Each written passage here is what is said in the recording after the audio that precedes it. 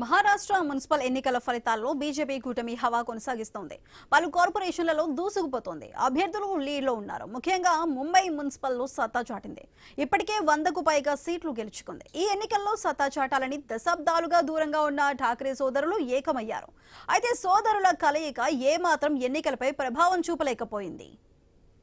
Mumbai municipal corporation ఫలితాలు interesting గా మారాయి. ఠాక్రే కోటను ఏక్నాథ్ షిండే బద్దలు కొట్టారు. ఆయన నేతృత్వంలోని శివసేన అత్యధిక సీట్లు గెలుచుకుంది. ఠాక్రే పని అయిపోయిందా? ఏళ్లుగా నగరంపై తిరుగులేని ఆధిపత్యం కొనసాగించిన ఠాక్రే పట్టు కోల్పోతున్నారా అనే ప్రశ్నలు ఉత్పన్నమవుతున్నాయి.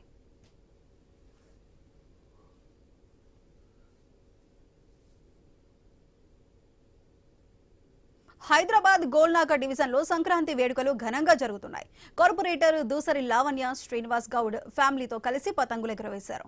ప్రజలకు ఆయన శుభాకాంక్షలు తెలిపారు. ప్రతి ఒక్కరి జీవితాల్లో కొత్త వెలుగులు వెలగాలని ఆయన ఆకాంక్షించారు. చైనా మాంజాను ఎవరూ కొనవద్దని, ఎవరైనా అమ్ముతున్నారని తెలిస్తే పోలీసులకు ఫిర్యాదు చేయాలని దూసరి లావణ్య శ్రీనివాస్ గౌడ్ చెప్పారు.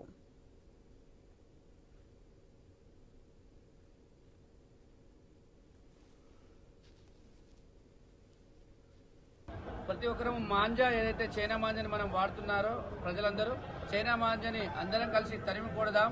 మనం కొనుక్కోవడం ఆపేస్తే ఆటోమేటిక్గా చైనా మాంజా తప్పకుండా బ్యాన్ అవుతుంది. కాబట్టి తప్పకుండా కొనడం బంద్ చేద్దాం. ప్రజలకు ఇబ్బందులు కలగకుండా, వాహనదారులకు ఇబ్బందులు కలగకుండా, మన అందరికీ పిల్లలకు కానీ ఎవరికి కానీ ఇబ్బందులు కలగకుండా ఉండాలంటే చైనా మాంజాని మనం కొనడం బంద్ చేస్తే ఆటోమేటిక్గా అరికట్టవచ్చు. ప్రజలందరూ దీని మీద ప్రత్యేకంగా చొరవ తీసుకోవాలని మనస్ఫూర్తిగా కోరుకుంటున్నాను.